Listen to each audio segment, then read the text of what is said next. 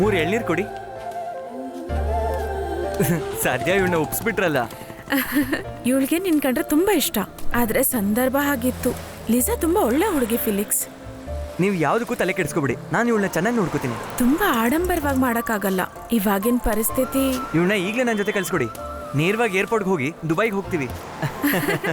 ಅದು ಸ್ವಲ್ಪ ಓವರ್ ಅನ್ನಿಸ್ಲಿಲ್ವಾ?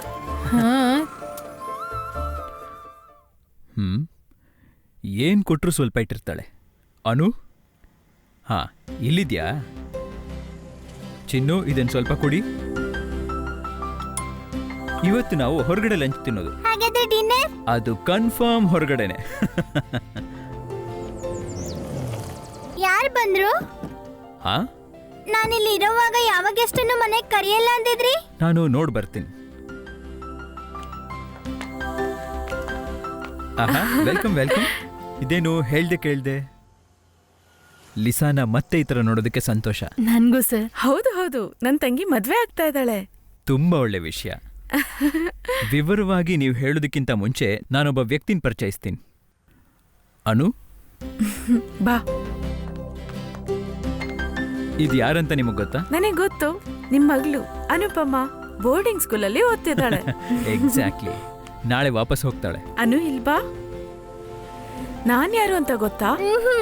ನಾ ಹೋದ್ಮೇಲೆ ಅಪ್ಪ ಹತ್ರ ಕೇಳು ಹೇಳ್ತಾರೆ. ಇನ್ವಿಟೇಷನ್ ಪ್ರಿಂಟ್ ಆಗಿ ಬಂತು. ಮೊದಲು ಇನ್ವಿಟೇಷನ್ ನಿಮ್ಗೆ ಕೊಡ್ಬೇಕು ಅಂತ ಲಿಸಾ ಹೇಳಿದ್ಲು.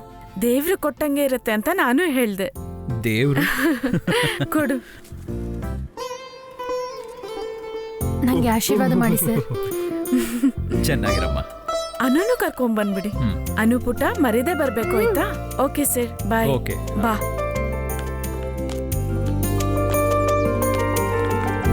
ಒಂದ್ ನಿಮಿಷ. ನಾಳಿದ್ದು ಮದುವೆ ಆಗಿ ಮಧು ಮಕ್ಕಳು ಊರಿಗೆ ಹೋಗೋಕ್ಕಿಂತ ಮುಂಚೆ 24 ಗಂಟೆ ಸೇವೆಯಾಗಿ ನನ್ನ ಕಾರ್ ನಿಮ್ ಸೇವೆಗಿರುತ್ತೆ. ಡಯನಾ, ನಮ್ ಸ್ಟುಡಿಯೋದಲ್ಲೂ ಎಲ್ರನ್ನೂ ಕರಿಬೇಕು. ನೇರವಾಗಿ ಅಲ್ಲೇ ಹೋಗ್ತಾ ಇದ್ದೀನಿ. Okay fine, good luck. ಹೋಗೋಣ ಅಪ್ಪ.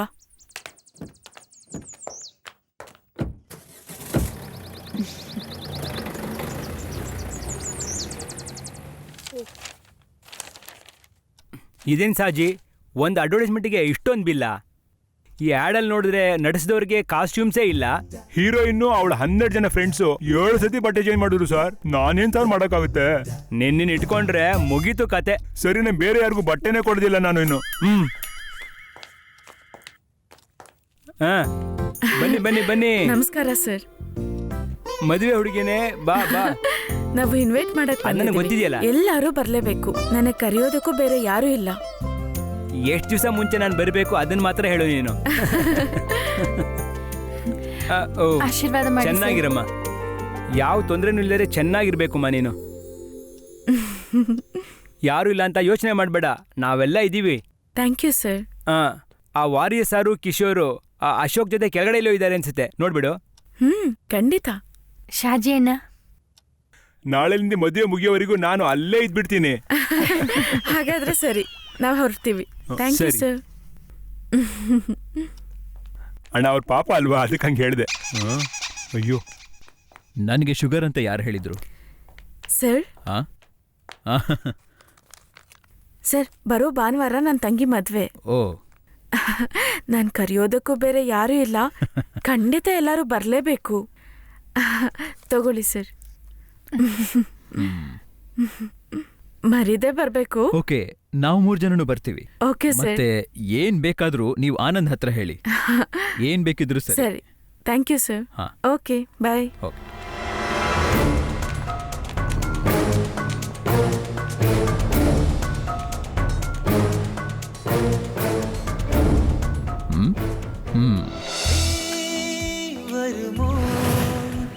ಎಲ್ಲರನ್ನೂ ಇನ್ವೈಟ್ ಮಾಡಾಯ್ತು, ಇಬ್ರನ್ ಬಿಟ್ಟು. ಅದ್ಯಾರಕ್ಕ? ಲೂಸು ಅಪ್ಪ ಅಮ್ಮನ.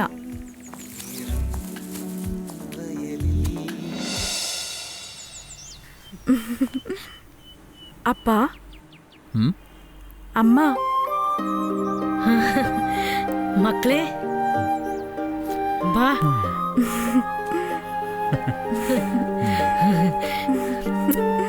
ಕಲ್ಯಾಣ ಪತ್ರಿಕೆ ಪ್ರಿಂಟ್ ಆಗಿ ಬಂತು, ಅದಕ್ಕೆ ನಿಮ್ಮಿಬ್ರಿಗೆ ಕೊಟ್ಟು ಹೋಗೋಣ ಅಂತ ಬಂದೆ.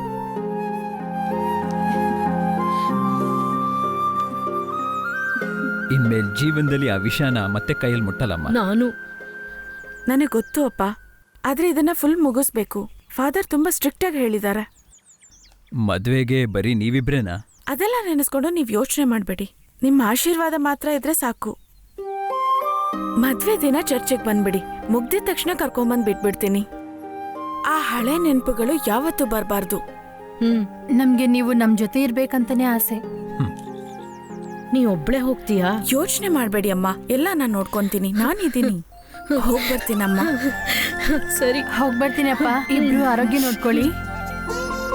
ನಾವ್ ಹೊರಡ್ತೀವಿ. ಬರ್ತೀನಮ್ಮ. ಸರಿ, ಬಾಲಿಸಾ. ನನ್ ಮಕ್ಳಿಗೋಸ್ಕರ ನಾ ಬದ್ಲಾಗ್ಲೇಬೇಕು.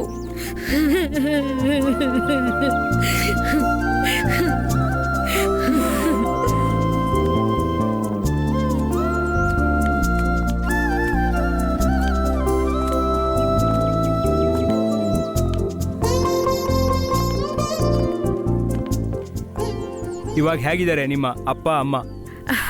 ತುಂಬಾ ಬದಲಾಗಿದ್ದಾರೆ. Thank you father. ಈ ಕಾಲದಲ್ಲಿ ತುಂಬ ಕೆಟ್ಟದಾಗಿರೋನೇ ಈ ಕುಡಿಯುವಂಥ ಅಭ್ಯಾಸ ಇರೋವಂಥದ್ದು. ಅನ್ಫಾರ್ಚುನೇಟ್ ಆಗಿ ಈಗಿನ ಕಾಲದಲ್ಲಿ ಹುಡುಗಿರು ಇದನ್ನು ಅಭ್ಯಾಸ ಮಾಡ್ಕೊಂಡ್ಬಿಟ್ಟಿದ್ದಾರೆ.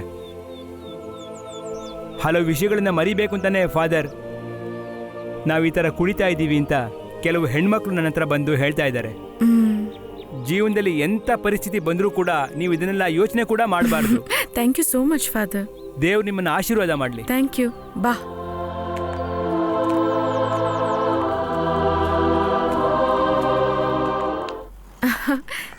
ಎಲ್ಲ ಕೆಲಸನೂ ಮುಗೀತು. ಒಂದೇ ಒಂದು ಕಾರ್ಡು ಫಿಲಿಕ್ಸ್ಗೆ ತೋರಿಸ್ಬೇಕು. ಅದನ್ನ ನಾಳೆ ನೋಡ್ಕೊಳ್ಳೋಣ. ಹೌದಾ, ಬರ್ತೀನಿ. ಏನಾಯ್ತಕ್ಕ? ಗುರುಜಿ ಈಗಲೇ ಬರಕ್ ಹೇಳಿದ್ದಾರೆ.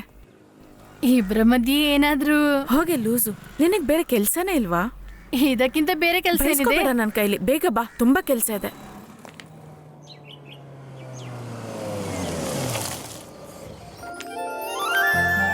ಸ್ವಲ್ಪ ಗೋಲ್ಡ್, ಸ್ವಲ್ಪ ಕ್ಯಾಶ್.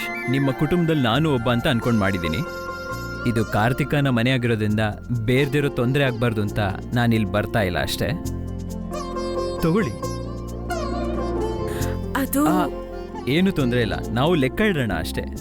ಲಿಸಾ, ನಿಮ್ಮ ಅಕ್ಕ ಮಾತ್ರ ಒಳ್ಳೆ ಲೆಕ್ಕದ ಮಾಸ್ಟರ್ ಆಗಿಬಿಟ್ಟಿದ್ದಾಳೆ. ಕುಡಿಯಕ್ಕೇನಾದ್ರೂ ತಗೋತೀರಾ? ಕಾಫಿ. ಇದನ್ನ ನೀವಾಗೆ ಹಾಕ್ಬೇಕು. ನನಗೂ ಒಂದು ಕಪ್ ಕೊಡಿ. ಅಲ್ಲಿ ಹೋಗಿ ಮಾಡಿ. ಕಿಚನ್ನಲ್ಲಿ ಏನಾದ್ರೂ ಕೊರತೆ ಇದ್ರೆ ನನ್ಗೆ ಹೇಳಿ. ಇದು ನಿಮ್ಮನೇನು ತಿಳ್ಕೊಳ್ಳಿ. ಸರ್, ನಿಮ್ಗೆ ನನ್ನ ಅಕ್ಕ ಇಷ್ಟನಾ? ಇಷ್ಟ ಅಂತ ಹೇಳಕ್ಕಾಗಲ್ಲ. ಒಂದು ರೀತಿ ಗೌರವ ತುಂಬಿರುವಂಥ ಪ್ರೀತಿ ಅಂತ ನಾನು ಹೇಳ್ಬೋದು. ಅಕ್ಕಂಗೆ ಇದುವರೆಗೂ ನಾನೇನು ಅವ್ರಿಗೆ ಹೇಳಿಲ್ಲ, ಆದರೆ ಸ್ವಲ್ಪ ಚಿಕ್ಕ ಸೂಚನೆಗಳಿದೆ. ವಿಷಯಗಳು ನನಗೆ ಅರ್ಥ ಆಗತ್ತೆ. ಮನಸ್ಸು ಬಿಚ್ಚಿ ನನಗೆ ಹೇಳಕ್ಕೆ ಸ್ವಲ್ಪ ಮುಜುಗರ. ಇದು ಸಾಕು ಸರ್, ಬೇರೆ ವಿಷಯ ನಾನು ನೋಡ್ಕೋತೀನಿ. ಈ ವಿಷಯನ ಮದುವೆ ಮುಗಿಯೋವರೆಗೂ ಹೇಳೋದು ಬೇಡ. ತಾಳ್ಮೆಯಿಂದಿರೋಣ. ನೀನು ಮದುವೆ ಬಗ್ಗೆ ಮಾತಾಡುವಾಗ ನನಗೆ ಸ್ವಲ್ಪ ಭಯ ಆಗಿತ್ತು. ಈ ಫೀಲ್ಡ್ನಲ್ಲಿ ಇರೋ ಹುಡುಗಿರನ್ನು ಯಾರು ಮದುವೆ ಆಗ್ತಾರಂತ. ಆದರೆ ಗುರೂಜಿ ನಿನ್ ಬಳಿ ನಡ್ಕೊಳ್ಳೋ ವಿಧ ನೋಡ್ಮೇಲೆ ಆ ಭಯ ಹೋಯ್ತು. ಎಲ್ಲಾನು ಒಂದು ಪ್ರೊಫೆಷನ್ನೇ. ನಾವೇ ನಮ್ಮನ್ನು ಕಾಪಾಡ್ಕೋಬೇಕು, ಮುಖ್ಯವಾಗಿ ಹೆಣ್ಮಕ್ಳು. ಮೊದಲೆಲ್ಲ ಮದುವೆ ಬಗ್ಗೆ ಯೋಚನೆ ಮಾಡುವಾಗ ನನಗೆ ಒಂದು ಮಗು ಸಾಕಂತ ಅನ್ಕೊಂತಿದ್ದೆ. ಆದರೆ ಈಗ ನನಗೆ 2 ಮಕ್ಕಳು ಬೇಕು. ಒಬ್ರಿಗೊಬ್ರು ಆಸರೆ ಆಗಿರ್ತಾರೆ ಅಲ್ವಾ ಅಕ್ಕ? ಜೊತೆಲಿ ಹುಟ್ಟೋರ್ ಬೇಕು, ಅದ್ರ ಸಮ ಏನೂ ಇಲ್ಲ. ಯಾರಕ್ಕ? ಸ್ಟುಡಿಯೋಯಿಂದ ಸರ್. Hello sir. ಓಕೆ, ಹೋ ಶ್ಯೂರ್, ಬರ್ತೀನಿ.